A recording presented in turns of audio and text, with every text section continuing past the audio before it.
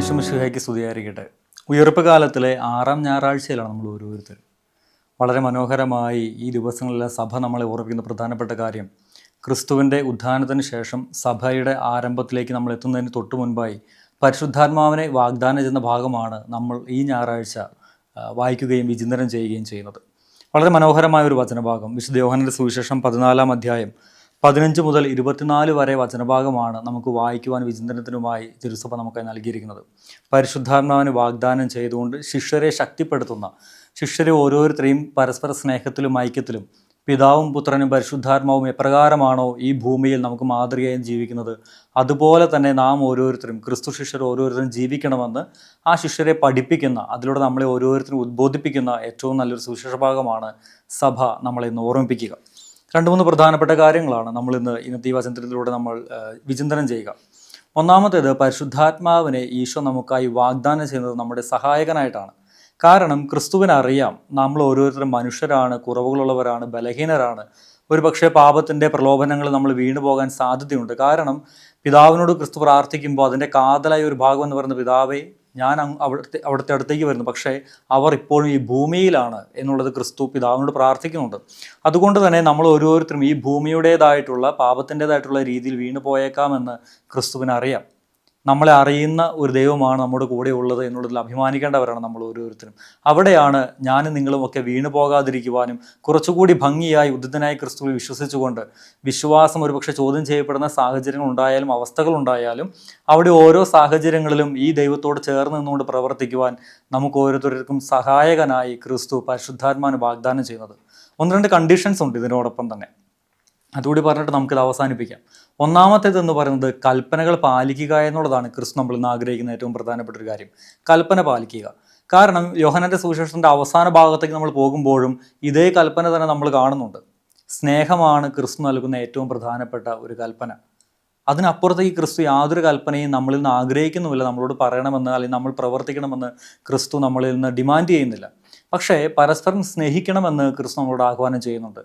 യോഹന്നാന്റെ സുവിശേഷത്തിൻ്റെ അവസാന ഭാഗത്തേക്ക് പോകുമ്പോൾ ക്രിസ്തു ഉയർത്തെഴുന്നേറ്റ് ഉദ്ധാനം ചെയ്ത് ക്രിസ്തുവിനെ ഒരു ദിവസം കാണാതാകുമ്പോഴേക്കും വിശുദ്ധ പത്രോസും തൻ്റെ മറ്റു ശിഷ്യരോടെല്ലാം പറയുന്ന ഒരേ ഒരു കാര്യം എന്ന് പറയുന്നത്, ഞാൻ മീൻ പിടിക്കാൻ പോവുകയാണ് എന്നുള്ളതാണ്. എവിടെ നിന്നാണോ പത്രോസിനെ കർത്താവ് വിളിച്ചു ചേർത്തത്, എവിടെ നിന്നാണോ പത്രോസിനെ കർത്താവ് ഇന്നു മുതൽ നീ മനുഷ്യരെ പിടിക്കുന്നവരാകും എന്ന് പറഞ്ഞുകൊണ്ട് തൻ്റെ ശിഷ്യഗണത്തിലേക്ക് ചേർത്തത്, വീണ്ടും അതേ സാഹചര്യത്തിലേക്ക് തിരിച്ചു പോകുന്ന പത്രോസിനെ നമ്മളവിടെ കാണുന്നുണ്ട്. രാവന്തിയോളം പത്രോസ് വലയെറിഞ്ഞിട്ട് അവിടെ ഒന്നും അവർക്ക് കിട്ടുന്നില്ല. പക്ഷേ പിറ്റേ ദിവസം പ്രഭാതത്തിൽ കർത്താവ് ചോദിക്കുന്ന വളരെ മനോഹരമായ ഒരു ചോദ്യം, കുഞ്ഞുങ്ങളെ, നിങ്ങളുടെ പക്കൽ മീൻ വല്ലതുമുണ്ടോ, മത്സ്യം വല്ലതുമുണ്ടോ എന്നുള്ളതാണ്. അത് വശത്തേക്ക് എനിക്ക് വലയെറിയാൻ പറയുകയും അവിടെ വലയെറിയുമ്പോൾ ആ വഞ്ചി മുങ്ങുവോളം മത്സ്യങ്ങൾ അവർ വാരിക്കൂട്ടുകയും ചെയ്യുന്നുണ്ട്. അപ്പോഴാണ് യോഹന്നാൻ തിരിച്ചറിയുന്നത് ഇത് കർത്താവാണ് എന്നുള്ള യാഥാർത്ഥ്യം. വീണ്ടും ഈ ശിഷ്യരെല്ലാം വിളിച്ചുകൂട്ടി ക്രിസ്തു പറയുന്ന ഒരേ ഒരു കൽപ്പന, ഞാൻ നിങ്ങളെ സ്നേഹിച്ചതുപോലെ നിങ്ങളും പരസ്പരം സ്നേഹിക്കുവനെന്നാണ്. തുടർന്നാണ് കർത്താവ് പത്രോസിനോട് 3 വട്ടം നീ ഇവരെക്കാൾ അധികമായി എന്നെ സ്നേഹിക്കുന്നുണ്ടോ എന്നുള്ളൊരു ചോദ്യം ചോദിക്കുന്നത്. ഇവിടെയും ഈ പരിശുദ്ധന്മാർ വാഗ്ദാനം ചെയ്തുകൊണ്ട് കർത്താവ് പറഞ്ഞ ഏറ്റവും മനോഹരമായ കാര്യം ഇത്രയേ ഉള്ളൂ, എൻ്റെ കൽപ്പനകൾ സ്വീകരിക്കുകയും പാലിക്കുകയും ചെയ്യുന്നവനാണ് എന്നെ സ്നേഹിക്കുന്നത്. എൻ്റെ കൽപ്പനകൾ സ്വീകരിക്കുകയും പാലിക്കുകയും ചെയ്യുന്നവനാണ് എന്നെ സ്നേഹിക്കുന്നത്. ഒരു ക്രൈസ്തവൻ എന്ന നിലയിൽ ഞാനും നിങ്ങളുമൊക്കെ മാമോദീസ വെള്ളം തലയിൽ വീണ നാൾ മുതൽ തന്നെ ക്രൈസ്തവനായി, ക്രിസ്ത്യാനിയായി അറിയപ്പെടുന്നവനാണ്. എന്നിട്ടും എൻ്റെയും നിങ്ങളുടെയൊക്കെ ജീവിതത്തിൽ ഇത് എത്രത്തോളം പ്രാവർത്തികമാകുന്നുണ്ട് എന്നുള്ളൊരു ചോദ്യം നമ്മളോട് സഭ ചോദിക്കുന്നുണ്ട്, ക്രിസ്തു നമ്മളോട് ചോദിക്കുന്നുണ്ട്. ഈ കൽപ്പനകൾ പാലിച്ചുകൊണ്ട് ഈ കർത്താവിനെ സ്നേഹിക്കുവാനും ഈ കർത്താവിനെ മറ്റുള്ളവർക്ക് പകർന്നു കൊടുക്കുവാനും നമുക്ക് സാധിക്കുന്നുണ്ടോ?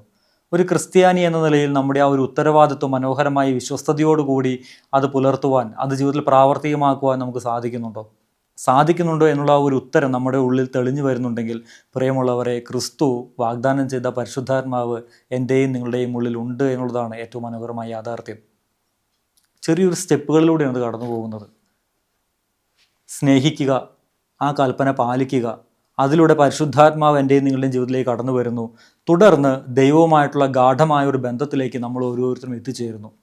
ഈ വചനത്തിൻ്റെ അവസാന ഭാഗത്തേക്ക് വരുമ്പോൾ ഈശോ നമ്മളെ ഓർമ്മിപ്പിക്കുന്നതും ഇതുതന്നെയാണ്.